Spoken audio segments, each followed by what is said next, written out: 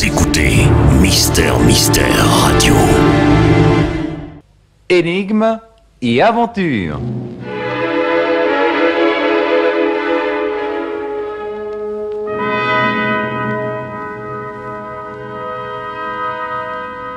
Secret de famille. Une pièce policière de Jacques Bron. En voici la distribution: le commissaire gallois André Davier, Roland Durtal, René Habib, Picoche, Sacha Saulnias. Renaud Prélandier, François Simon. Édouard, Pierre Lyoté. Amédée, André Faure. Yvon Le Malouin, Robert Schmid. Marthe Prélandier, Monique Mani. Blanche, Liliane Aubert. Nadine, Lise Lachenal. Odette Lachaume, André Hamon. Violette Lachaume, Germaine Tournier. Assistant Éric Miche. Mise en onde, Roger Burkhardt.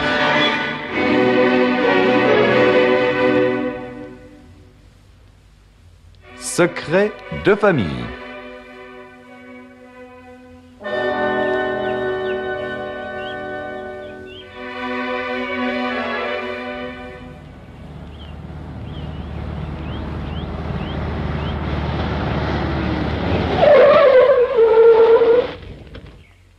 Mon vieux Durtal. Édouard, comment va? Mais admirablement. Ah, as-tu fait bonne route? Excellente. Et courte, je n'ai pas mis 20 minutes de la sortie de Paris jusqu'ici. Je te présente mon domaine, les Prélandes. Qu'en dis-tu? Ah, la maison est de belle allure. Une vraie demeure 18e, j'imagine. Quant au parc, je me réjouis d'en faire le tour. Oh, mais dis-moi, les Prélandes m'ont l'air d'être une propriété splendide. Celle que vous possédiez à Lille était déjà superbe, mais alors ici, le cadre est plus grandiose. Dis-moi, vous vivez toujours en famille? Ah oui, oui, oui. Mon père a maintenant 82 ans. Bon, tu sais, il est fort mal en point, il ne sort plus du tout de sa chambre. Il est paralysé? Oui, presque complètement. Il se soigne au mar et au whisky. Mais, enfin, je ne sais pas s'il te reconnaîtra, tu sais. Tant d'années ont passé depuis ta dernière visite. Et tant d'événements se sont produits, surtout.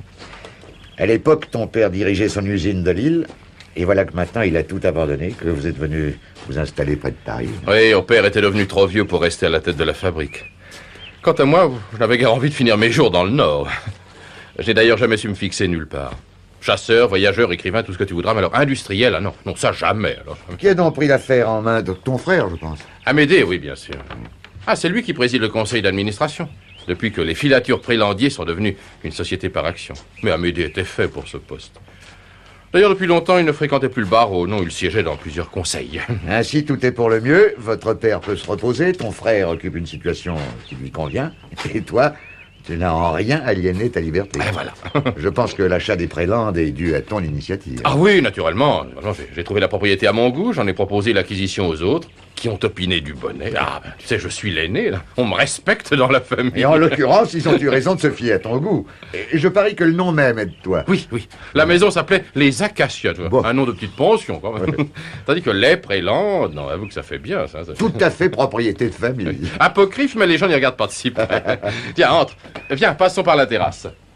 Et dis-moi, tu ne m'as pas parlé de ta sœur. Ni de ma belle-sœur, non, ni de ma nièce. Mais tu les verras toutes au déjeuner. Ah, la plus agréable à regarder, c'est la petite Nadine, la fille de Marthe. Un minois de 20 ans vient alors des yeux, ça je te dis que ça. Ah, non, non, ne t'avise pas d'en tomber amoureux. Bon. Tu es trop vieux pour elle. Quoique... Hein? J'ai donc une chance? Non, non, c'est pas ce que je voulais dire, mais... Bon, tant pis. Non, cette petite est en train de faire une énorme bêtise. Et laquelle, si je ne suis pas trop curieux?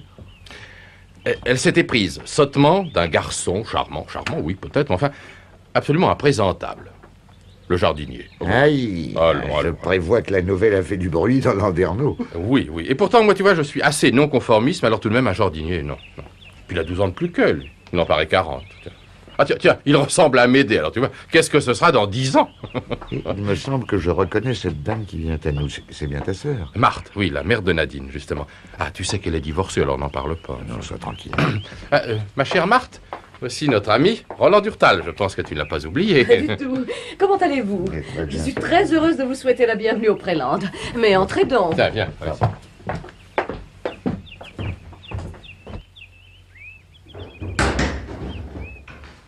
Entrez, monsieur Durtal. Vous permettez que je laisse la porte fenêtre ouverte. Ce premier soleil est déjà tiède. Je vous en prie. Assieds-toi, mon vieux Durtal, installe-toi, confortablement. Merci. Une cigarette, tiens.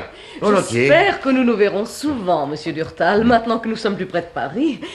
Nos relations ne sont hélas pas très nombreuses dans la capitale. Nous sommes des provinciaux. Merci.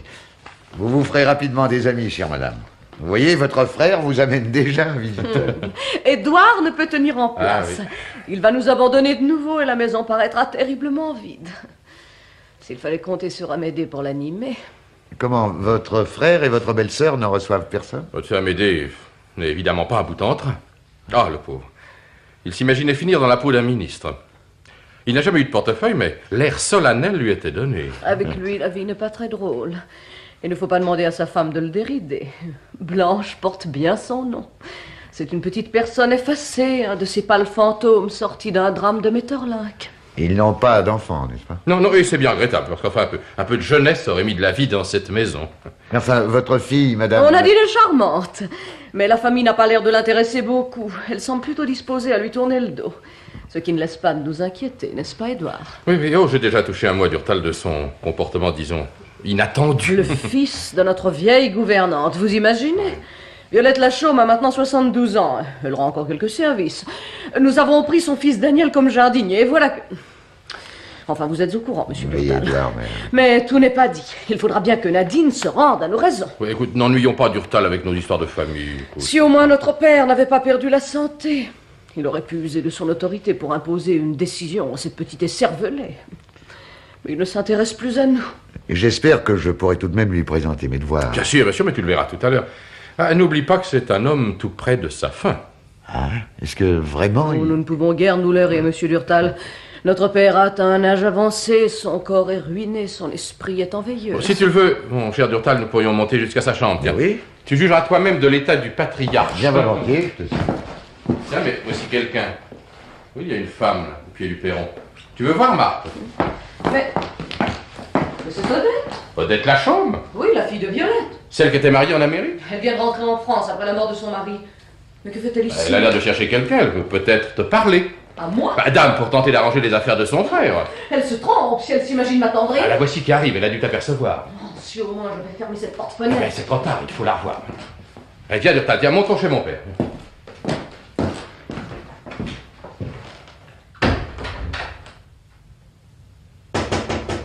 Madame Marthe, c'est moi, Odette. Je vous ai vu arriver. Que désirez-vous? Il faut que je vous parle. À quel sujet? Vous le devinez bien. De votre frère, n'est-ce pas? Je n'ai pas à discuter avec vous, Odette. Ce qui se passe entre ma fille et votre frère ne vous concerne pas. Mais vous ne savez pas tout. De quoi voulez-vous parler? C'est pour ça que je suis venue. Ne voulez-vous pas m'écouter? Je vous répète que je ne céderai à aucune pression. Laissez-moi au moins vous dire ce que vous devez connaître. Quel air mystérieux. On dirait que vous avez un secret à révéler. Eh bien, entrez, puisque vous assistez. Je n'ai pas l'habitude de mettre les gens à la porte. Mais encore une fois, vous perdez votre temps, je vous assure.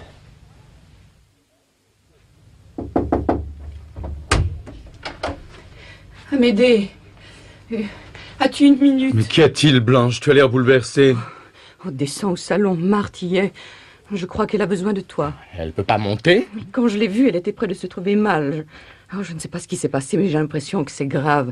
Elle paraît sous le coup d'une forte émotion. Elle a dû recevoir une visite, d'après ce que j'ai compris. Oh, vas-y, je t'en prie. Mais pourquoi moi? Tu es une femme, tu devrais mieux la comprendre. Tu es son frère. Elle a confiance en toi. Il y a Édouard. Il est avec son ami, ce monsieur Durtal. C'est bon, j'y vais. Je parie qu'il s'agit encore de Nadine. Dis-moi, est-ce qu'elle pleure? Je ne crois pas. Elle est plutôt atterrée, hagarde. Il a reçu un choc, c'est sûr. Il est temps que cette histoire finisse. On a plus la paix dans cette maison depuis que cette petite idiote est tombée amoureuse du jardinier.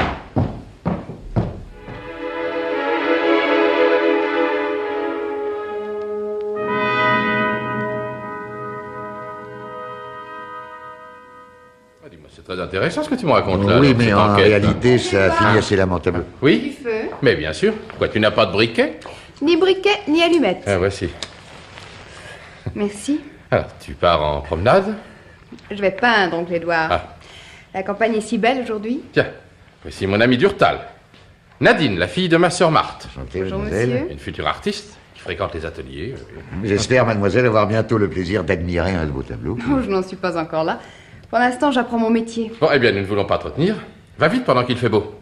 Nous nous reverrons au déjeuner. Où est maman? Au salon, je pense. Elle y était tout à l'heure avec une visite. Une visite? Qui donc? Une dame du voisinage. Je vais lui dire que je sors. Il est vraiment ravissant. N'est-ce pas? Oh, oncle Édouard? Oui? La porte du salon est fermée à clé. Ah, voilà qui est curieux. Il y a quelqu'un? J'entends la voix de maman. Elle parle avec l'oncle Amédée. Pourquoi se sont-ils enfermés? Tant pis, je file. Bye bye. Au revoir. Je me demande ce que mon frère et ma sœur fabriquent dans ce salon. Oh, il parle de Nadine, assurément. Cette femme est folle. Complètement folle. Folle ou non, elle mettra sa menace à exécution, j'en suis sûre. Jamais je ne croirais à une monstruosité pareille. Mon pauvre Amédée, plus rien ne m'étonne à présent. Mais est-ce que tu imagines? Eh bien oui, j'imagine. Après tout, chez les Prélandiers, on finit par s'habituer au scandale. Il y a eu mon divorce, puis Nadine et ce garçon. Et maintenant, ces révélations. Et que ferons-nous, Amédée? Oh, si Odette parle, c'est le déshonneur sur la famille. Tu lui donnerais donc un demi-million? Oh non, non, c'est trop, c'est trop. Elle estime y avoir droit, ou plutôt que son frère y a droit. Son frère, si je le tenais, celui-là. Amédée, reste calme. Elle m'a juré qu'ensuite, elle disparaîtrait avec Violette et Daniel. Ce serait bien le moins, après ce qu'ils ont fait. Mais à ce prix-là... Pense à la petite. C'est bien pour elle que je consentirais à céder à leur chantage. S'il ne s'agissait que de moi. Que faire d'autre? Mais il faut parler à Édouard. Oui, songes-tu sérieusement? Tu sais comment est notre frère. Il a si peu l'esprit de famille. Et puis, il ne peut pas se contenir. J'ai peur qu'il se laisse aller à un geste inconsidéré. Et nous ne pouvons rien décider sans l'avis d'Édouard. Il est l'aîné. Et toute cette affaire le regarde, hein. Sa part d'héritage sera diminuée si nous donnons satisfaction au Lachaud. Édouard ne voudra jamais. Lui qui a toujours besoin d'argent, il ne consentira pas à se priver de plusieurs centaines de milliers de francs. Peut-être pourrions-nous discuter le montant. Mais quelle qu'elle soit, la somme restera importante. Édouard ne voudra jamais. Mais il y aurait peut-être un moyen. Lequel? Ce serait de tout raconter à Père. Et lui demander de faire au Lachaume une donation. Oh non! Il ne faut pas lui en parler. Il ne doit pas savoir. Quelle horreur! Mais pourquoi? C'est sa faute après tout. Non, Amédée, non. Que cela reste entre nous. Ne dis rien à Blanche non plus. Cela ne la regarde pas. De toute manière, tu sais bien que Père ne peut plus signer. Alors une donation. Il n'y faut pas songer. Édouard, oui. Excuse-moi si je te dérange, mais j'ai à te parler. Ah, Durtal, voici enfin mon frère, le pilier de la famille. Amédée, tu reconnais Roland Durtal? Naturellement. Comment allez-vous, cher monsieur? Très bien. Je suis désolé de vous enlever Édouard quelques instants, mais nous avons une importante affaire de famille à régler. Mais je vous en prie, je m'en voudrais de vous déranger. Si vous permettez, je jetterai un coup d'œil à ces livres. J'aperçois d'ici quelques volumes dignes d'attention. Ne vous gênez pas. Cette bibliothèque est à votre disposition. Viens, Édouard. Oui, j'arrive. Alors, c'est toujours au sujet de cette petite péronnelle. Ah, décidément, elle a le don de nous mettre tous en dessus-dessous. Allez, à bientôt, Durtal. Et ne te prive pas de fumer, tu sais. Rien de meilleur pour patiner les reliures. Merci. Assieds-toi, Édouard. Ouais. Pourquoi? Ce sera long? Ça dépendra de toi. Ah. Marthe et moi, nous avons une communication à te faire. Nadine attend un enfant du jardinier. Je t'en prie, pas de sotte plaisanterie. bon. La situation est déjà assez grave comme ça. Tout est possible. Oui, justement, tout est possible. Même l'invraisemblable. Figure-toi que Marthe vient de recevoir la visite d'Odette Lachaume. Oui, je sais, je l'ai vu arriver. Oui. Cette femme ose mettre des conditions à l'éloignement de son frère. Ah, parce que la famille Lachaume est décidée à intervenir. Excellente idée. Que Daniel disparaisse et Nadine n'y pensera bientôt plus. Écoute la suite, ce n'est pas si simple. Ce mariage ne peut se faire. Nous sommes tous d'accord sur ce point. Ah, tous. Sauf Nadine, bien sûr. Tu peux nous être d'un grand secours, Édouard. Tu es notre frère aîné. Et même si tu as fait ta vie à l'écart de la famille, tu es un prélandier. Tu tiens à l'honneur de notre nom. Eh, voilà de bien belles phrases, dites donc. Le haut fait, voulez-vous? Oui, mais les Lachaume ne tiennent pas plus que nous à l'alliance de nos deux familles. Ils ont, eux aussi, le sens de leur position. Ils se rendent bien compte que cette union serait une erreur d'où rien de bon ne pourrait sortir. Mais ce sont des gens inférieurs. Je dois le constater bien à regret. S'ils font un geste à notre égard, en s'éloignant, ils désirent en tirer profit. Ah oui. Et alors, ils demandent combien? Je vois que tu as compris. Après tout, la pauvre Violette a passé sa vie chez nous. Il est normal que nous lui versions une petite somme pour assurer ses vieux jours. Oui, du moment qu'elle quitterait la maison. Hein. Une petite somme. Ils demandent un demi-million, mon cher. Quoi? Non, mais alors là, ils sont fous, enfin. Odette Lachaume a été très nette. C'est le demi-million ou le scandale, c'est-à-dire le mariage. C'est grotesque. Quoi, on peut discuter tout de même, Elle non? refuse d'avance. Ah, je parlerai au garçon. À quoi bon marchander? Nous nous salissons à tremper dans les petites combinaisons de ces flibustiers. Payons, et soyons heureux d'en être quitte à si bon compte. Alors là, je ne te reconnais plus. Ça ne te fait rien de lâcher un demi-million comme ça. Ah, vous allez bien, vous deux. Je suppose que vous avez déjà répondu à Odette que l'affaire était dans le sac. Ah non, Edouard. Nous n'avons rien décidé encore. Nous voulions avoir ton avis. Et si je refuse? Ah, tu ne peux pas faire ça. Après tout, on ne te demande que le tiers de la somme et tu es célibataire. Songe qu'à m'aider à une femme et moi une fille. L'opération nous coûte davantage qu'à toi. J'ai pensé que nous pourrions vendre une part des actions de père. Hein? Ah, oui, n'est-ce pas? Cela ne nous coûtera rien pour l'instant. Simplement, à la mort de père... c'est ça, tu bouffes d'avance l'héritage, quoi. Pour éviter à ta petite fierté d'avoir un neveu jardinier. Non, mais ce n'est pas ça, Édouard. Mon Dieu, mais tu ne veux pas comprendre. Je ne suis pas responsable des erreurs de ma nièce, non? Si chaque fois que Nadine fait une bêtise, il faut entamer notre patrimoine, alors là, où irons-nous? C'est exceptionnel, voyons. Vous n'avez qu'à mettre les Lachaume au pied du mur. On leur donne 100 000 balles et ils foutent le camp. C'est déjà 2 fois trop. Ils n'accepteront jamais. Eh bien que Daniel trouve une autre place, de jardinier ou de gigolo. Enfin, on n'a jamais vu ça. Des domestiques qui prétendent faire la loi à leur maître. Et décidément, l'air de Paris leur a tourné la tête. Édouard, réfléchis. Et c'est à vous de réfléchir. Ma parole, on vous prendrait pour des gamins. Quoi, vous laissez rouler de la sorte? Je te trouve sordide. Je suis plus attaché à ta part d'héritage qu'à l'honneur de la famille, qu'au bonheur de ta sœur, de ta nièce. Bon, parlons-en de cette petite, tiens, en effet. Ça, elle est charmante, ça, je vous l'accorde. Mais je la trouve très délurée. Tenez, tout à l'heure, elle partait avec ses boîtes de couleurs sous le bras pour faire des croquis dans la nature. Oh, oh. Ouais, je parie qu'elle a l'air jointe en soupirant dans les bosquets. Non, elle est moins naïve que vous. Je ne te permets pas. Si Nadine est romanesque, elle est du moins honnête. Romanesque? Oh, non, écoute, laisse-moi rire. Oh. Tu la vois avec des yeux de mère. Tandis qu'à moi, vieux paillard, elle est apparue sous les traits d'une parfaite petite gourgandine. Édouard. Tu oses. Et pourquoi se gêner? Ne sommes-nous pas entre nous? Ta fille, ma chère sœur, file du mauvais coton. J'en mettrai ma main au feu. Enfin, quoi, tu n'as pas vu sa façon de marcher, de mettre en valeur son décolleté, de vous regarder. Non, ça, tu n'as pas pu le remarquer, évidemment. Bref, c'est une fille à surveiller. Et pour tout dire, son aventure avec le jardinier ne m'étonne pas du tout. Son aventure, tu as de ces termes. Je te ferai observer que nous ne sommes pas ici pour passer au crible le comportement de Nadine, mais pour prendre une décision au sujet des Lachaume. Acceptes-tu, oui ou non, de verser la somme demandée, prise sur la fortune de notre père? Oui, après. Si notre père y consent. Mais il n'est pas question de lui parler. Dans l'état où il est, il serait indigne de notre part de gâcher les dernières semaines qui lui restent peut-être à vivre. Alors laissez-moi réfléchir. Et quand devez-vous rendre réponse au Lachaume? Il n'a pas été question de délai. Le plus tôt sera le mieux. Remettons cela à demain. Bon, et maintenant, excusez-moi, mais Durtal m'attend dans la bibliothèque. Je ne puis le laisser seul plus longtemps.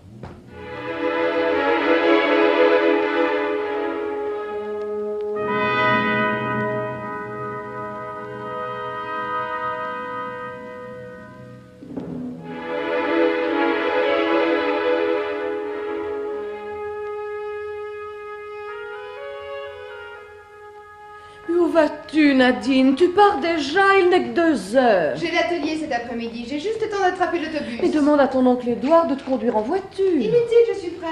Au revoir. À quelle heure rentreras-tu? Je ne sais pas, ne t'inquiète pas pour moi. Oh, voilà les enfants.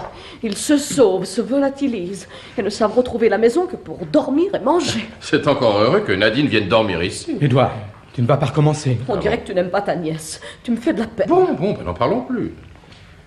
Allez, tu viens d'Urtal, nous n'avons pas fait le tour du parc. Tu sais, je vais te conduire à l'étang. Ah, un petit coin sauvage tout à fait ravissant, tu verras. Très volontiers. Bien. C'est Nadine qui vient de partir. Oui, elle a un cours cet après-midi. Et qui l'a conduit à Paris? Personne, elle a pris l'autobus. Ah, c'est curieux, j'aurais juré que j'avais entendu une voiture démarrer devant la grille. Comment une voiture? Nadine serait partie en voiture? Je ne sais pas, j'ai pensé... Oh, mais j'ai dû me tromper. Non, non, ma chère Blanche, j'ai bien peur que vous ne vous trompiez pas. Je crois que vous et moi, pour des raisons différentes d'ailleurs, sommes les seuls dans cette maison à ne pas nous illusionner. Allez, viens Durtal, l'air nous fera du bien, tiens. Ah, c'est Nadine. On va commencer par la Qu'a voulu dire Édouard? Mais rien, Blanche, rien du tout, tu sais comme il est bizarre. Je n'aime pas toutes ces allusions. Depuis quelque temps, il règne une drôle d'atmosphère dans cette maison. Ne pense plus à cela. Comment va père? Il dort. A-t-il mangé? Très peu. Hélas, il a encore bu. On ne peut pas l'en empêcher. C'est le seul plaisir qui lui reste. Excusez-moi, j'ai du travail, je passe dans mon bureau. Que faites-vous, Blanche, cet après-midi? J'ai promis à Amédée que je mettrais de l'ordre dans la bibliothèque. Et vous? Je resterai donc seule, puisque Nadine est à Paris. Je tiendrai compagnie à Père. Invraisemblable, je suis incroyable. C'est absolument impossible. Comment cela est-il arrivé? C'est une chose incroyable. C'est horrible, une fin si tragique. Surtout, ne dites rien à Père. Il a voulu se suicider, se venger de nous. Mais non, il était ivre. Ivre en plein jour. Voilà, c'est fait. J'ai pu avoir le commissaire Gallois au téléphone, il sera ici dans quelques instants. Et le médecin légiste, il faut un légiste. Mais tout sera réglé, ne vous inquiétez de rien. Pauvre Violette, dans quel état doit-elle être? Ne vous mettez pas en peine pour elle, quand je pense qu'il va falloir avertir Nadine. Ah, vous avez raison d'y penser, il ne va pas tarder. Pauvre petite, elle ne se doute pas. Après tout, cela vaut mieux ainsi. Oui, tu as raison, voilà une mort qui arrange bien vos affaires. Édouard, vous êtes odieux. Vous savez bien qu'Édouard n'a jamais eu la moindre délicatesse. C'est-à-dire que je suis incapable de la moindre hypocrisie, ma chère sœur. C'est gentil pour nous. Mais enfin, vous pouvez bien l'avouer, la mort de Daniel Lachaume apporte une solution inespérée à nos problèmes. Plus de mésalliances, plus de chantage. De quoi voulez-vous parler? Non, n'écoute pas Édouard, ce qu'il dit est parfaitement déplacé. Au moins déplacé en tout cas que ce que tu me proposais ce matin. Je t'en prie, tais-toi. Attention, voici Nadine. Oh Dieu. La voilà. Bonsoir. Que vous arrive-t-il? Ma chérie, il te faudra beaucoup de courage. Cet après-midi, un malheur... Comment? Grand-père? Non, non, pas lui. Quelqu'un d'autre. Oh, dis-lui, Amédée. Eh bien, il s'agit de Daniel Lachaume. Daniel? Il n'a pas eu un accident? Oui, en quelque sorte. Mais un accident. Il est mort? Vous ne dites rien. Il est mort? Mais comment? Où? C'est pas possible. On ne s'explique pas très bien. Il est tombé dans l'étang. Et on l'a retrouvé vers 5 heures. Dans l'étang? Oh mon Dieu. On ne sait pas s'il a été pris d'un malaise ou s'il a voulu mettre fin à ses jours. Un suicide? Ça jamais. Nous nous aimions. C'est vous qui l'avez tué. Nadine, Tu exagères, ma petite. C'est le chagrin, elle ne se rend pas compte. Vous vous opposiez à notre mariage. Vous l'avez poussé au il désespoir. ne se suicide pas pour si peu. Il a peut-être eu d'autres raisons. D'autres raisons. Que veux-tu dire? Je connaissais Daniel. Il aimait la vie. Jamais il ne lui serait venu à l'idée de...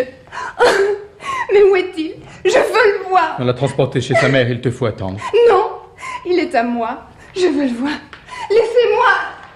Laissez-moi. Viens dans ta chambre, tu iras là-bas plus tard. Non. Viens. Non, non. Tout de suite. Oh, il faut la coucher. Je vous aiderai, Emma. Je suis navré, Durtal. En t'invitant au préland, je ne m'attendais pas à t'offrir un pareil drame. Ah, c'est moi qui suis désolé. Entre nous, messieurs, croyez-vous au suicide? Il me semble que c'est la thèse la plus plausible. Un accident me paraît presque impossible. Je ne vois pas ce solide gaillard perdre pied et se noyer dans la pièce d'eau. Pour moi, c'est une mort volontaire. Dont la cause serait notre refus d'accepter ce mariage ridicule. C'est charmant. Nous voilà avec une mort sur la conscience. Je ne me sens pas responsable. Quand je pense à l'infâme chantage que les Lachaume ont tenté à notre égard, je ne peux m'empêcher de les considérer comme justement punis. Un chantage? De quoi s'agit-il? Eh bien, je pense que nous pouvons mettre Durtal au courant maintenant. Voici. Ce matin, comme tu as pu t'en apercevoir, une femme est venue trouver notre sœur. Qui était cette femme? Odette Lachaume, la sœur aînée du jardinier. Elle nous proposait un marché. Elle, sa mère et son frère quitteraient la propriété et disparaîtraient à condition que nous leur versions 500 000 francs. Oui, vous allez un peu fort. Vous avez refusé? J'en ai parlé à mes frères. Amédée aurait été disposé à céder, mais Édouard s'est montré inflexible. Cette femme est venue entre 10h et midi. À 5h, on trouvait le jardinier noyé dans l'étang. Enfin, plutôt mort, non noyé. Monsieur le commissaire, je n'arrive pas à l'admettre. Le médecin légiste est formel. La mort a été causée par un coup violent porté à la tempe. Le corps n'a été jeté dans l'étang qu'ensuite. Sans doute pour tenter de camoufler ce meurtre en suicide ou en accident. Qui aurait eu intérêt à tuer ce pauvre garçon, oui? Il semble que les mobiles ne manquent pas. À l'exception de mademoiselle Nadine, tous les membres de la famille Prélandier devaient souhaiter la mort de la Non, mais commissaire, Ne vous fâchez pas, mes amis. Le commissaire vous parle en policier. Il est bien évident qu'à première vue, la mort de Daniel vous arrange. Non, enfin, nous ne sommes pas des criminels. Nous avons des alibis, commissaire. Tenez, moi par exemple, je n'ai pas quitté mon bureau de tout l'après-midi. Et moi, j'étais près de notre père. Blanche rangeait des livres dans la bibliothèque. Nous nous sommes vus à 4 heures pour le thé. Quant à moi, j'ai accompagné Durtal dans le parc. Dans les parages de l'étang, justement. Je t'ai d'ailleurs laissé seul un instant, pour être exact. Comment? Oui, je suis revenu au château prendre mon appareil photographique. J'ai mis un quart d'heure à peu près. Et puis j'ai rejoint Édouard. Près de l'étang? Non. À vrai dire, je l'ai rencontré dans l'allée. Oh, c'est charmant, je te remercie, Durtal. Enfin, ta déposition laisse entendre que j'ai eu le loisir d'assommer Daniel Lachaume et de le précipiter dans l'étang pendant que tu l'absentais un quart d'heure. Il en faudrait davantage pour que tu sois accusé de ce meurtre, mon vieil Édouard. Ah, heureusement que ce n'est pas mon frère ni ma sœur qui me défendraient. Il m'accusait déjà de tenir avant tout à ma part d'héritage. Il pense probablement que j'étais bien capable de tuer un homme pour le prononcer à quelques billets de 1000. Oh, tu es ridicule. Reste mademoiselle Nadine. Qu'a-t-elle fait pendant l'après-midi? Vous ne pouvez pas soupçonner ma fille, commissaire. La seule personne qui tenait à ce garçon. D'ailleurs, elle était à Paris quand le meurtre a été commis. Oui, mademoiselle Le Malouin travaillait dans un atelier de peinture. On pourra donc vérifier facilement son alibi. Et votre mari, madame? Je suis divorcée, commissaire. Ah. Ne vous l'a-t-on pas dit? Excusez-moi, votre mari n'habite pas dans les environs? Oh non, Dieu merci. Yvon Le Malouin est un riche armateur de Brest. Oui, on ne le voit jamais à Paris. Bon. Je pense qu'il faut écarter d'emblée M. Renaud Prélandier, votre père. La paralysie retient dans sa chambre. Il me faudra interroger maintenant la famille Lachaume, bien que je vois mal cette vieille mère ou cette sœur assassiner Daniel. Amédée, te rappelles-tu ce que nous a dit Blanche sitôt après le départ de Nadine? Je ne vois pas. Vous vous souvenez, monsieur Durtal, ma belle-sœur a cru entendre démarrer une voiture devant la grille. Or, vous avez pu le constater, commissaire, l'allée qui mène de la grande route à notre grille a bien 300 mètres. Si Blanche a entendu une voiture, c'est que quelqu'un s'est approché de la maison. Oui, nous y arrivons. Il faudra interroger votre fille. Elle a sans doute aperçu cet automobile. S'il y avait quelqu'un dans les parages vers 2 heures, ce n'est pas à dire qu'il s'agissait de l'assassin de votre jardinier. Bon, enfin, on ne sait jamais. Nous demanderons à mademoiselle Le Malouin si elle a remarqué quelque chose d'insolite. Où est-elle donc? Ma fille se repose, commissaire. Elle a subi un choc terrible. Ma belle-sœur est auprès d'elle. Voulez-vous la voir tout de suite? Oh, nous pouvons attendre quelques instants. Je désire retourner avec mon ami Durtal sur le lieu du crime. À tout à l'heure.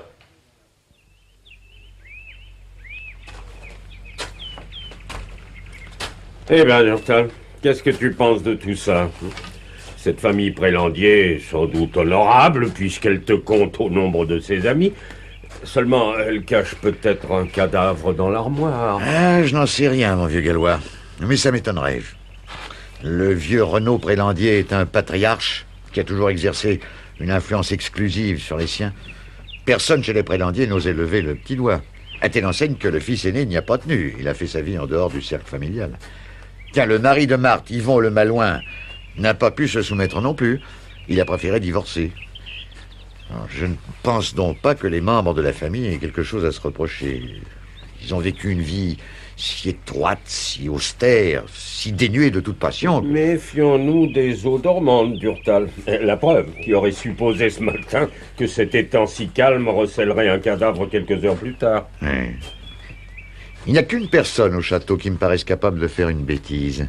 C'est la petite Nadine. C'est une jeune tigresse sensuelle, impulsive, qui doit faire des galipettes derrière le dos de sa mère. Mais cependant, je ne la vois pas assassiner son ami, surtout en l'assommant avec un marteau ou une clé anglaise. À moins qu'elle n'ait chargé un autre soupirant de la débarrasser du premier. Ouais, il n'y aurait rien d'impossible. Ce projet de mariage ne lui souriait peut-être pas davantage qu'à sa famille. En ce cas, elle jouait parfaitement la comédie. Pour faire enrager maman, tonton et compagnie, charmante nature. Son désespoir te paraît-il sincère? Cette jeune personne ne m'inspire qu'une confiance assez limitée. Blanche Prélandier a entendu une voiture juste au moment où Nadine quittait la maison. Blanche est une créature dont l'imagination ne doit pas être délirante. Si elle a entendu une voiture, c'est qu'il y en avait une. En ce cas, Nadine n'a pas pu ne pas l'apercevoir. Nous verrons bien ce qu'elle dira. Rentrons maintenant. Il est temps d'interroger cette délicieuse tigresse. Comment patron, vous ici? Moi, je vous croyais... Eh ben, tu vois, j'en suis revenu. J'ai besoin de toi, mon petit vieux. Ah ben, si je peux vous être utile... Voilà, j'aimerais que tu ailles rôder un peu du côté des rapins et des jolis modèles. Ah ben, ça me va tout à fait, ça dit. Je m'inscris à une académie, la Grande Chaumière, par exemple. Non, plus tard, si tu as du talent. Pour l'instant, je voudrais simplement être sûr que la jeune Nadine Le Malouin était à son cours de peinture hier après-midi. Bon, vous êtes sur une affaire, patron? Oui. Et vous ne m'en aviez rien dit? Un crime a été commis au Préland hier soir vers 5 heures. Comment, chez vos amis? Oui, je te raconterai tout ça plus tard. Alors, dès que tu auras le renseignement, viens me rejoindre au Préland. Je suis pressé, il faut que j'y retourne. Tiens, voici l'adresse de l'atelier où travaille Nadine. Oui. Et ne perds pas ton temps à lorgner les petits modèles. Non, non.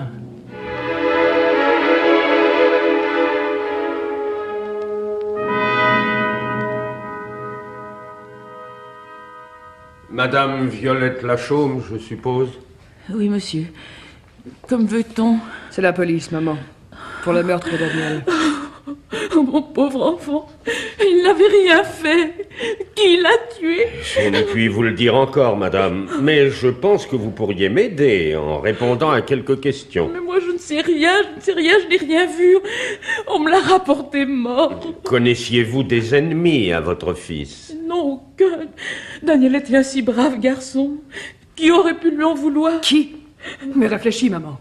Il faut tout dire au commissaire. Oh mon Dieu, ce n'est pas possible. Ne me cachez rien, si douloureux que cela puisse être pour vous. Non, je ne pourrais pas. Eh bien, c'est moi qui parlerai. Oui, monsieur le commissaire, mon frère avait des ennemis. La famille Prélandier, tous les Prélandier. Oh mon Oui, Dieu. je sais que mademoiselle Nadine Le Malouin et votre frère avaient suscité l'opposition de la famille Prélandier en annonçant leur intention de se marier. Et on m'a dit également que vous aviez accepté de quitter le pays avec votre frère à la condition qu'on vous verse une indemnité de 500 000 francs. Vous attendez pourquoi ce mariage était impossible? C'est affreux. Bon, les préjugés sociaux sont évidemment très ancrés dans la famille Prélandier. Oh, ce n'est pas cela. On ne vous a pas dit la vérité. Hein? Je suis venu l'apprendre à Marthe hier matin. Mon frère Daniel était le fils de Renaud Prélandier. Mon Dieu. Voilà qui est nouveau. Veuillez vous expliquer. Le vieux qui est maintenant paralysé. Ça a été un fameux lapin autrefois. Et vous connaissez les usages de certaines familles. Le maître avait tous les droits sur les domestiques. Ma mère a dû se plier à ses exigences. Il y a un peu plus de 30 ans, elle en avait 40 et lui 50. Il venait la trouver en secret dans le petit logement des communs que nous avions à Lille. Je savais tout. Et j'avais vu ma mère pleurer quand elle s'est aperçue qu'elle était enceinte.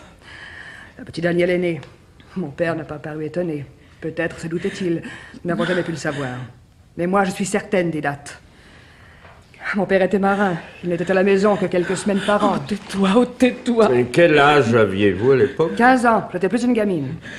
Madame Lachaume, pouvez-vous me certifier que les dires de votre fille correspondent à la réalité? C'est vrai, commissaire. Mais ce pauvre Daniel n'en pouvait rien. Comprenez-vous pourquoi le mariage était impossible entre Daniel et Nadine? Il était son oncle.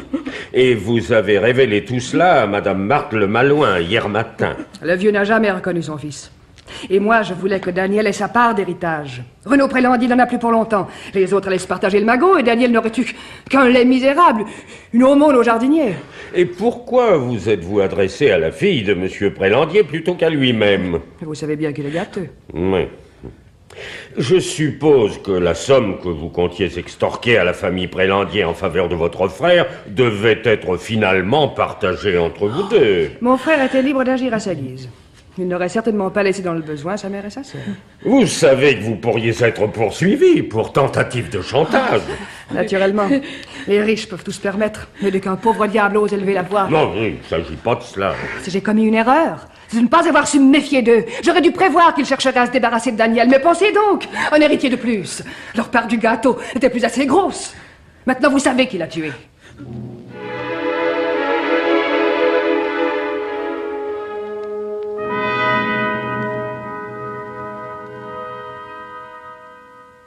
J'avoue que les révélations d'Odette Lachaume me coupent le souffle. Mais son raisonnement me paraît téméraire. Je veux bien que les Prélandiers aient eu les raisons d'éliminer Daniel, mais de là à l'assassiner... D'ailleurs, en acceptant cette hypothèse, ça ne nous conduit pas d'emblée au meurtrier. Mais ça réduit du moins le nombre des suspects. Le vieux Renaud doit être écarté, il ne bouge pas de son fauteuil. Et d'ailleurs, c'est probable qu'il ignorait tout ce qui se tramait. Quant aux femmes... je ne vois guère Blanche ou Marthe ou Nadine assommer ce vigoureux garçon. Ah, commissaire, vous êtes là. Est-ce que vous croyez à cette infamie? Mais je suis bien obligé d'y croire. La vieille Lachaume m'a confirmé les déclarations de sa fille. C'est insensé! Elles ont beau jeu d'accuser mon père. Un vieillard incapable de les contredire. Est-ce que tu ne me disais pas toi-même, Édouard, que le jardinier ressemblait à ton frère? Cet air de famille me semble moins étonnant maintenant. Durtal, je suis effondré. Daniel Lachaume, notre frère. Et on m'avait tout caché. À moi, l'aîné. Marthe et Amédée sont venus solliciter mon accord à verser ce demi-million sans me faire connaître les vraies raisons de leur détermination. Ils se doutaient bien que je n'aurais jamais marché. Et j'aurais porté plainte contre les Lachaume. Mais ils sont si veules, si timorés. Ah bah, ils voient à présent. Le scandale éclate quand même. Et vous voilà suspect du meurtre de Daniel. Oui, et ça, c'est le bouquet. Et tu y crois, mais tu as été le premier à insinuer que j'avais été seul près de l'étang au moment du crime. Mais c'est la vérité, mon vieux. Enfin, pourquoi aurais-je tué ce garçon? Puisque justement, j'étais le seul de la famille à ignorer qui il était réellement. Non, je comprendrais davantage qu'Amédée... Oh, et puis non, c'est absurde. Amédée est une chiffe. Où aurait-il trouvé l'énergie nécessaire pour commettre un meurtre? Et puis enfin, non, il n'y a pas de criminel chez les Prélandiers. Commissaire, il faut chercher ailleurs. Je ne sais pas, moi. Tenez, par exemple, cette voiture mystérieuse que Blanche a entendue. Et j'y songe, croyez-moi. Seulement, nous n'avons aucun indice. Votre nièce prétend qu'il n'y avait personne devant la grille quand elle est sortie. Peut-être ne dit-elle pas la vérité.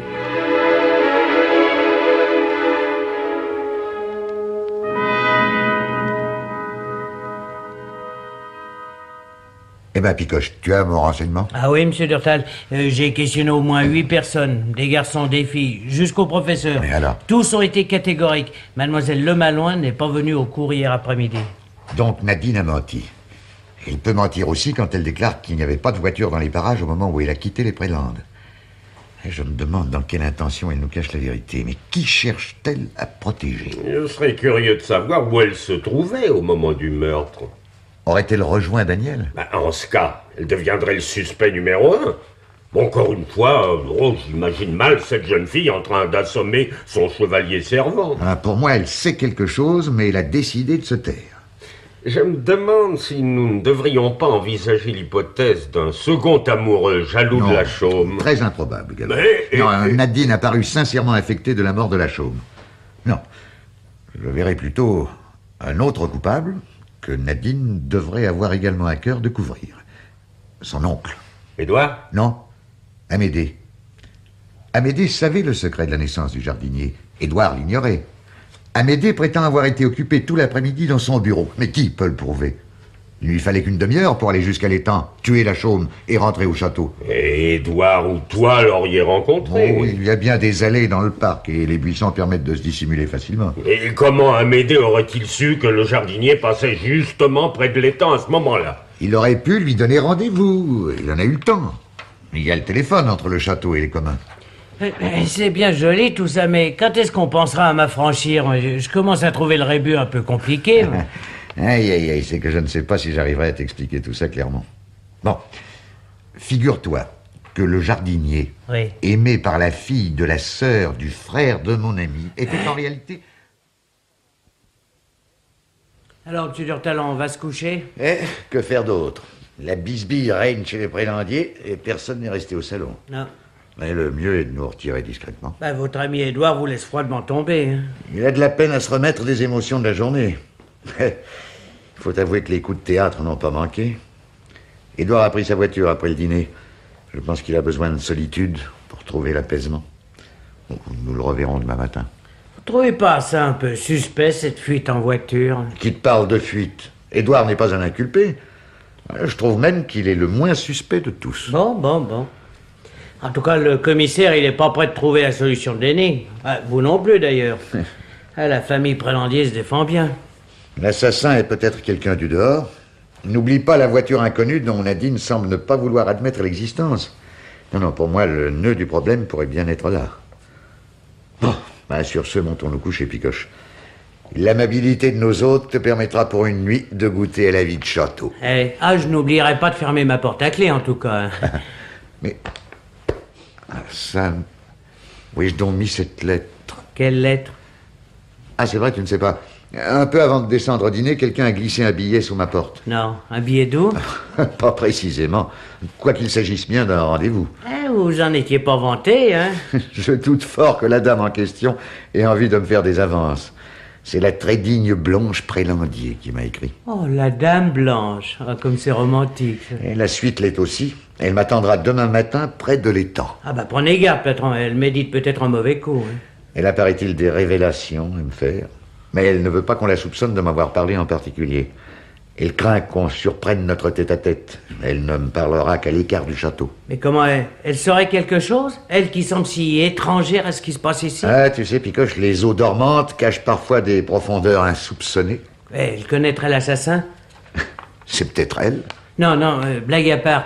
Vous pensez qu'elle est au courant et elle l'aurait surpris? Non, sa lettre ne le dit pas explicitement, mais elle prétend me communiquer une découverte qu'elle aurait faite au sujet de Nadine et de son emploi du temps l'après-midi du crime. Eh ben, mais c'est très important, ça.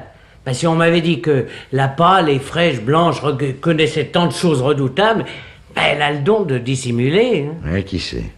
Sa pâleur et son tremblement sont peut-être les signes de son angoisse. Elle a peur de parler, mais elle sent qu'elle ne doit pas se taire.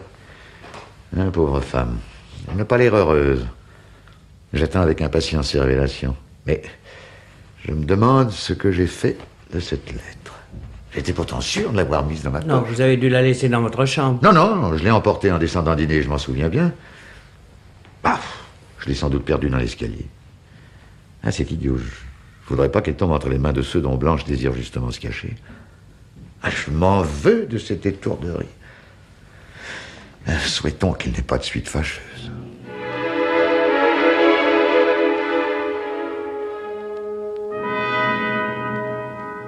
Allô? Allô? Le commissaire divisionnaire gallois. Roland Durtal à l'appareil. Allô, passez-moi le commissaire gallois, c'est urgent. Comment, déjà parti? Ah bon, bah, j'espère qu'il vient ici. Non, pas de message, merci. Le commissaire va venir, si j'ai bien compris. Je l'espère. Le meurtre de Daniel Lachaume était une affaire assez importante pour qu'il ne la laisse pas traîner. S'il n'est pas arrivé dans une demi-heure, je retéléphonerai à la PJ. Enfin, il est impossible qu'on ne découvre pas cet assassin. Nous finirons par y passer tous. Tous, sauf lui. C'est quelqu'un de la maison, n'est-ce pas? Madame, on n'a relevé aucune trace d'effraction. Bonjour, patron. Bonjour, monsieur Prélandier. Eh ben, que se passe-t-il? Vous avez l'air catastrophé. Il n'y a pas un nouveau malheur, hein? Si, Picoche. Un nouveau meurtre. Oh, c'est pas vrai. Qui? La femme d'Amédée. Madame Blanche? Oh, ça alors? C'est à n'y rien comprendre. Une femme si douce, enfin si insignifiante, faut bien le dire. Enfin, pourquoi elle? Qu'avait-elle fait? Non, je m'y perds. Ah, mais comment, patron? Madame Prélandier a été trouvée inanimée dans son lit ce matin. Elle ne porte aucune blessure. Elle n'était pas malade, elle n'a pas pris de médicaments. Elle a mangé comme nous tous hier soir à dîner. Ah, mais alors comment avez-vous pu établir qu'il y a eu meurtre? J'ai remarqué au bras de Madame Prélandier une trace de piqûre, assez profonde. Ça m'a paru suspect. C'est monstrueux, Durtal, voyons, tout bonnement monstrueux. Je n'imagine pas qui aurait pu faire une piqûre mortelle à cette malheureuse. Pratiquement, c'est impossible. Où se serait-on procuré le poison? Et qui s'est manié une seringue dans cette maison? Et enfin, comment a-t-on pu opérer sans que Blanche se réveille? Allons. L'enquête fera toute la lumière. Oui, je me le demande. Patron, vous vous rappelez vos craintes d'hier soir? Mais ne parlons pas de ça maintenant, Picoche. Dis-moi, tu n'as pas entendu une voiture? C'est peut-être... Mais quelle crainte, Durtal? De quoi s'agit-il? Je te mettrai au courant plus tard. Je crois bien que Gallois est arrivé. Tu permets, je vais à sa rencontre. Qu'est-ce qu'il a? Enfin, il me cache quelque chose. Monsieur Picoche, dites-moi, Durtal vous a parlé hier soir? Ah, ne me demandez rien, c'est affreux, je souffre depuis quelque temps de perte de mémoire. J'ai des trous, de véritables blancs. Allons, bon, on avait bien besoin de ça. Il faut téléphoner au médecin légiste, faire une autopsie. Oh, je te félicite, Durtal. Tu as des amis de tourpeau. Je te jure que j'ignorais le secret de cette famille. Et peut-être en ai-je encore à apprendre. Ainsi, Madame Blanche Prélandier dormait seule. Son mari couchait dans la chambre voisine, je suppose. Oui, c'est lui qui a découvert le corps ce matin. D'après toi, l'assassin est venu de l'intérieur? La fenêtre de Blanche était fermée. Le meurtrier n'a pu venir que par la porte, que Blanche ne fermait jamais à clé. Alors, qui? Son mari? Son beau-frère? L'une des deux femmes? Lequel des quatre avait intérêt à sa disparition? Tout est là. Et écoute, Gallois, j'ai reçu hier soir une lettre de Blanche. Tiens. Vous voyez, elle désirait que je n'en parle à personne. Elle me donnait rendez-vous pour ce matin dans le parc, sous prétexte de me révéler un détail important concernant l'emploi du temps de Nadine pendant l'après-midi du crime. Alors donc, Blanche savait quelque chose au sujet de la mort de Lachaud. Et peut-être connaissait-elle l'identité du criminel. Si elle n'a pas parlé plus tôt, c'est qu'elle n'a su que tardivement, ou bien elle redoutait des représailles. Et en ce cas, elle ne se serait pas trompée. J'ai commis une énorme sottise, Gallois. Toi? Oui. J'ai égaré la lettre par laquelle Blanche m'annonçait son intention de me parler. Et tu penses que cette lettre est tombée entre les mains de l'assassin, qu'il a compris que Blanche allait le dénoncer? Je ne vois pas d'autre explication. Alors le meurtrier a décidé de fermer la bouche à cette malheureuse, définitivement. Même, c'était risqué, un second meurtre. Et bien camouflé, celui-là. On dirait une mort naturelle. S'il n'y avait pas eu cette piqûre... Je me méfie un peu du mari. Il est bien capable, malgré ses airs d'intellectuel fatigué, d'assommer un homme par surprise. Mais il avait des raisons pour tuer Daniel Lachaume. Et puis, se voyant découvert par sa femme, il n'était pas difficile de la faire disparaître à son tour. Leur chambre était contiguë, il pouvait piquer sa femme pendant la nuit, sans attirer l'attention. Oui. Et si c'était Édouard? Lui aussi avait la possibilité de pénétrer dans la chambre de Blanche sans donner l'éveil. Tiens, hier soir, après le dîner, il est parti en voiture. Où est-il allé? Ne venait-il pas de trouver la lettre de Blanche dans l'escalier? Je me rappelle qu'il est entré après moi dans la salle à manger. Oui, mais alors, as-tu pensé aussi à Marthe, à sa fille? Les femmes sont parfois un peu infirmières. Et Nadine a probablement quelque chose à cacher. Nous tournons en rond, toujours les mêmes suspects. Pas un indice de plus. Du moins, saurons-nous bientôt de quoi Blanche Prélandier est morte exactement.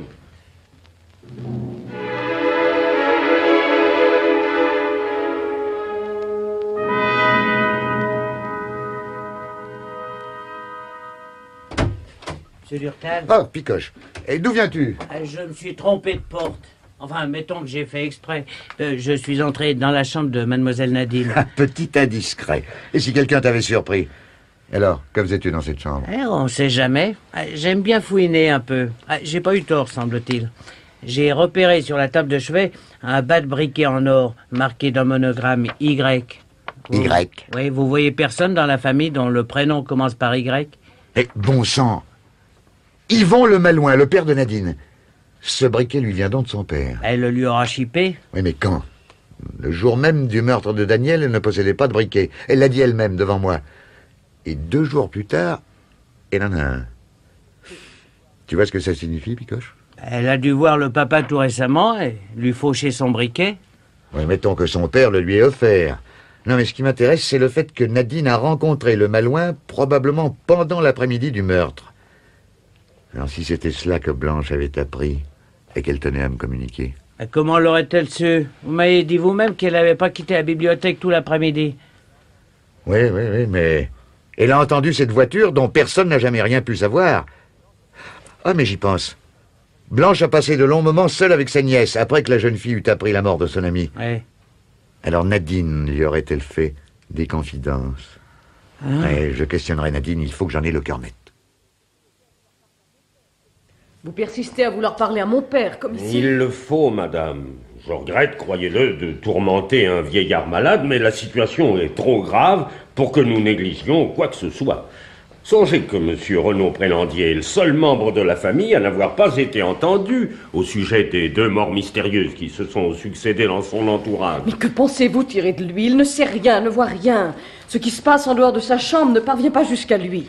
Je puis vous assurer que le commissaire ne dérangera monsieur votre père que quelques minutes. Comme vous voudrez, je vais vous conduire.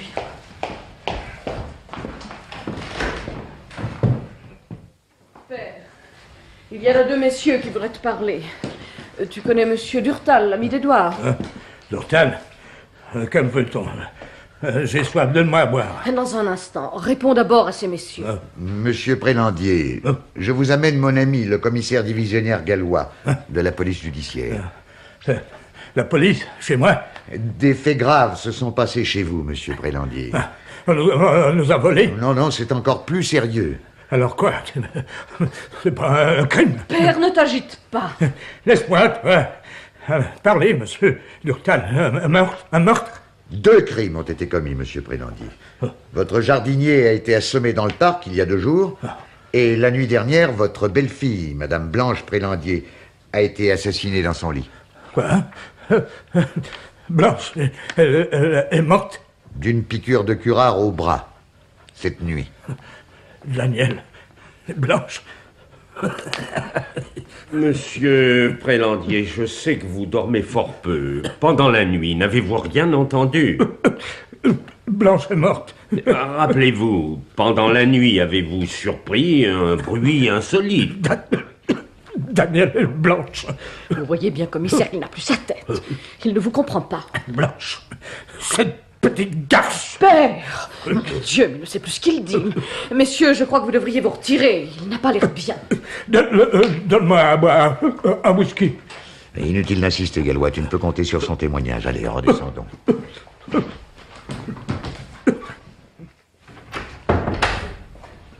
C'est curieux tout de même qu'il n'ait trouvé qu'un mot en guise d'oraison funèbre de cette pauvre créature. Et quel mot? Alors ça, c'est un peu fort de tabac. Le vieux ose traiter la dame Blanche de garce. On aura tout entendu. Plus rien ne m'étonne désormais. On viendrait me dire que la vieille Lachaume a tué son fils avec la complicité du vieux Prélandier que je le croirais. Moi, je croirais plutôt que Blanche avait dans son passé une ombre qui la rendait craintive et effacée. Son attitude vous a paru à tous deux assez bizarre. On pourrait peut-être l'expliquer si on savait tout sur cette femme. Une garce. Et pourquoi le vieux a-t-il prononcé un mot pareil? Il est vrai qu'il ne se contrôle plus. Et Blanche a prouvé qu'elle était capable de dissimulation. Sa lettre confidentielle glissée sous ta porte, les mystérieuses conclusions dont elle voulait te faire part, tout ça, indiquent qu'elle avait à la fois de l'astuce et de la clairvoyance. Vous l'avez sans doute méconnue. Celle qui passait inaperçue détenait peut-être la clé de l'énigme. Durtal! Commissaire, venez vite. Quoi? Nadine a tenté de se suicider. Oh, mon enfant. Mais venez! Marthe est moitié folle, elle crie, elle pleure. Amédée semble bêtée. Cette maison est un enfer. Allons-y, Gallois. Picoche, téléphone au docteur. Un suicide à présent. Nous sommes gâtés. Elle a vidé un tube de somnifère, pourvu qu'on puisse les sauver. Venez!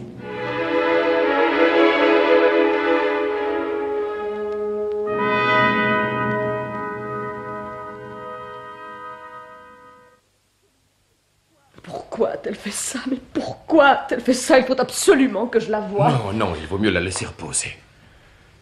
Le docteur a certifié qu'elle s'en tirerait. Mais ne te fais pas de soucis. Mais à 20 ans, c'est le chagrin. Tout le mal est venu de ce Daniel. Soyez juste, madame. Daniel Lachaume ignorait peut-être autant que votre fille le secret de sa naissance. Il en a été la première victime. Alors c'est notre père le coupable. En un sens, oui. Et les Lachaume. Blanc comme neige, peut-être. S'ils avaient mis Daniel au courant, rien ne serait arrivé. Mais Violette a laissé croire à tout le monde que l'enfant était de son mari. Il a fallu connaître Vienne d'Amérique pour tout révéler. Heureusement tout de même, sinon imagine ce qui aurait pu se passer. Ce mariage n'aurait jamais eu lieu, nous ne l'aurions pas permis. Et si Nadine s'était enfuie avec Daniel? Oh, taisez-vous. Tout est déjà assez affreux sans imaginer le pire. Vous avez raison. La réalité présente nous donne assez de fil à retordre. 2 crimes, une tentative de suicide, et passablement de mystère à côté de tout cela. À côté de... où vois-tu des mystères? Je te le dis tout net, Édouard. Je crains bien qu'on ne fasse encore de désagréables découvertes.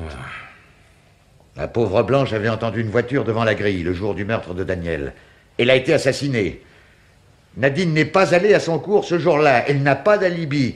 Et voilà qu'elle essaie de se tuer. Ton père, à demi inconscient, profère une parole lourde de sens au sujet de Blanche. Et enfin, j'ai reçu de Blanche, moi, un billet confidentiel que j'ai malheureusement égaré et qu'il m'a été impossible de retrouver. Un billet de Blanche? Que vous disait-elle? Elle voulait me parler de votre fille, madame. Mais elle n'en a pas eu le temps. Ce billet était destiné? Oui. Et c'est moi qui l'ai ramassé. Oui, dans l'escalier. Je croyais qu'il était adressé au commissaire. Excuse-moi, mon vieux, je ne pensais pas mal faire en m'appropriant ce papier. Tu en as parlé à quelqu'un? Non, non, à personne d'ici, en tout cas. Comment, à personne d'ici? Tu as l'air bien embarrassé. Mais... Tu en as parlé à quelqu'un de l'extérieur? Enfin, ne me cache rien, Édouard. La situation est grave. Nous devons tout faire pour aider la justice. Oh, écoute, Durtal, voilà une solennité. Tu me ferais peur, non? J'ai l'impression d'avoir commis une faute. Pourtant, je suis sûr de n'avoir rien à me reprocher. Enfin, oui ou non, as-tu parlé de cette lettre à quelqu'un? Oui. Oui, ça, je ne veux pas te mentir, je l'avoue, oui. Mais à qui, bon Dieu? Mais tu crois que j'ai eu tort? Imagine que Blanche connaissait l'assassin de la Chaume, ou du moins qu'elle en savait assez pour compromettre quelqu'un. Nadine, peut-être. Oh non, Nadine n'a rien fait. Sa lettre laissait entendre qu'elle était renseignée. Alors, si le coupable en a eu connaissance, ne penses-tu pas qu'il ait pu songer à supprimer Blanche? Et selon toi, j'aurais communiqué ce message à l'assassin? Ah, j'en ai peur, Édouard. Alors, dis vite, à qui en as-tu parlé? À Yvon. Quoi? Yvon, Mon ex-mari? Le père de Nadine, oui. Mais comment as-tu pu... Je n'ai jamais cessé de fréquenter Yvon. Il était mon beau-frère. Et ce n'est pas votre divorce qui m'a empêché d'avoir de l'amitié pour lui. C'est un homme libre, comme moi. Je le tiens au courant des faits et gestes de sa fille, qui n'a jamais cessé d'aimer, car il souffre beaucoup de vivre séparé d'elle. D'ailleurs, il faut bien que tu le saches, Marthe. Il la voit de temps en temps. Ah, ça c'est trop fort. Jamais Nadine ne m'avait parlé de cela. Yvon n'est plus ton mari, mais il est toujours son frère. Quand lui as-tu parlé de cette lettre? Hier soir, après le dîner. Oui, je suis allé à Paris, je vais téléphoner d'une cabine publique pour lui raconter les événements de la journée.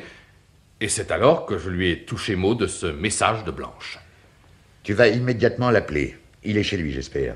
Dis-lui que Nadine s'est suicidée. Mais je... Non, dis-lui qu'elle est morte. Et que veux-tu faire? Provoquer sa réaction. Tu verras bien. Monsieur Durtal, ne croyez-vous pas... Laissez-moi faire, madame. Et toi, ne perds pas de temps. Comme tu voudras. Je ne vois pas du tout où tu veux aboutir.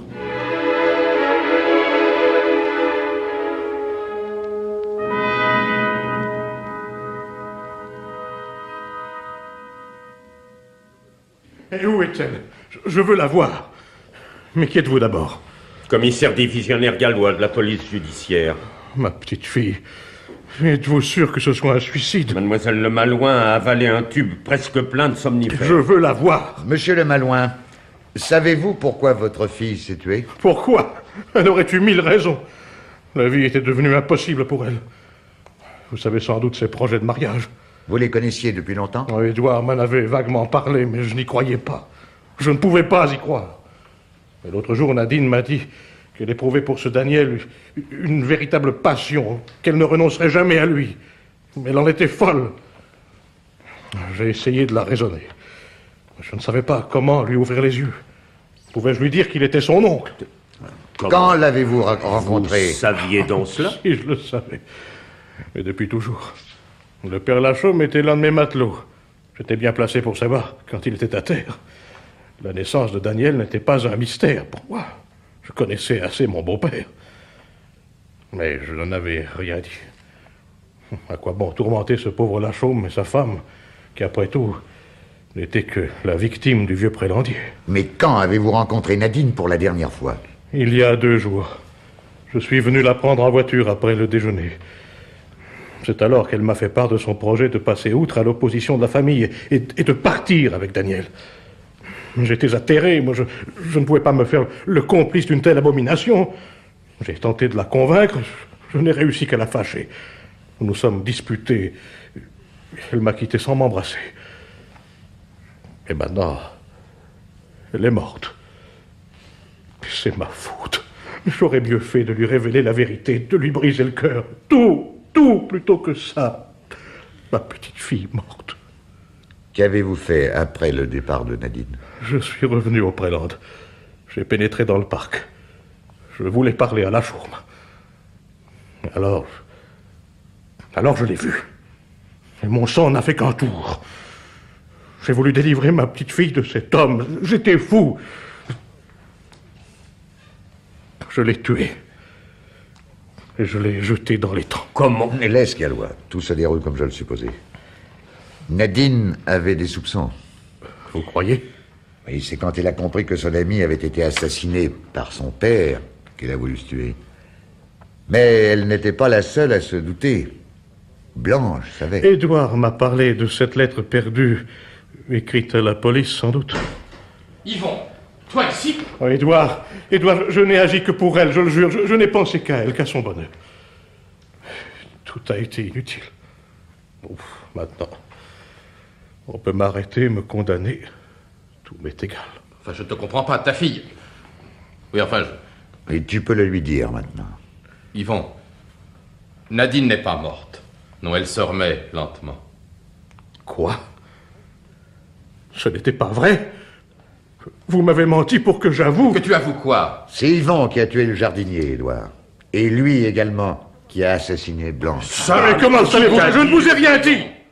La lettre de Blanche a dû vous affoler. Ce ne serait pas la première fois qu'un criminel ferait disparaître un témoin, un accusateur. Alors, comment vous y êtes-vous pris? Yvon le Malouin, 2 fois criminel. Pour rien. La vie a de ses astuces pour vous prendre au piège. Et après le départ de Nadine, j'ai trouvé son sac dans la voiture. Elle m'avait quitté si brusquement. Et vous avez découvert dans le sac de votre fille la clé de la maison. Il vous a été facile d'arriver jusqu'à la chambre de Blanche, car vous connaissiez certainement la disposition des lieux. C'est moi qui l'avais mis au courant. Et je conservais chez moi des flèches empoisonnées, rapportées du Brésil. Une piqûre presque invisible et tout était dit. Yvon, c'est monstrueux. Jamais je ne t'aurais cru capable... Si tu avais une fille, Édouard, tu comprendrais. Commissaire, laissez-moi voir une dernière fois ma petite Nadine. Une chose encore, le Malouin. Avant-hier, avez-vous donné votre briquet en or à votre fille? C'est vrai. Elle n'en avait pas, elle avait besoin de feu, je lui ai dit garde-le. Pensez-vous que votre femme ou votre belle-sœur, apercevant ce briquet dans la chambre de votre fille, pouvait le reconnaître et en déduire que Nadine vous avait rencontré dans la journée? Blanche. Et elle, bien sûr, je n'y avais pas pensé. C'est elle qui m'avait donné ce briquet. Comment? Blanche? Un briquet marqué à ton chiffre? Eh bien oui, là. Blanche et moi, nous nous sommes aimés. Oh. La vie n'était pas drôle pour elle dans votre prison de Lille, avec Amédée pour tout plaisir. Alors... Tu n'es qu'un vulgaire salaud. Et Blanche avait pu faire ça.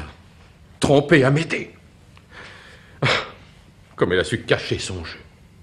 Personne ne s'est jamais aperçu de rien. Si, Édouard. Votre père, j'en ai la certitude. Le vieux savait, et il n'a rien dit. Sans doute était-il indulgent à ce genre de faiblesse. Tous des salauds. Père, Yvon, Blanche, les Lachaume. Oh, partir, fuir loin de cette pourriture. Durtal, cette fois je m'en irai, ça on ne me reverra plus. Je trouverai un endroit où vivre, sans famille, sans amis peut-être, mais sans honte et sans secret. Ce soir, j'aurai quitté cette maison.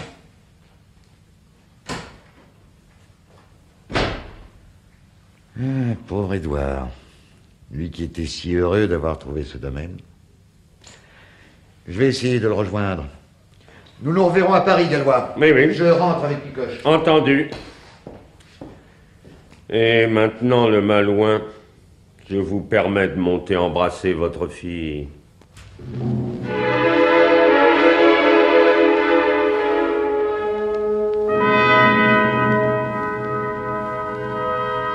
Secret de famille était une pièce policière de Jacques Bron. Nous vous en rappelons la distribution: le commissaire gallois André Davier, Roland Durtal, René Habib, Picoche, Sacha Solnia. Renaud Prélandier, François Simon. Édouard, Pierre Lyoté. Amédée, André Faure. Yvon le Malouin, Robert Schmid. Marthe Prélandier, Monique Mani. Blanche, Liliane Aubert. Nadine, Lise Lachenal. Odette Lachaume, André Hamon. Violette Lachaume, Germaine Tournier. Assistant Éric Miche. Mise en onde, Roger Burkhardt.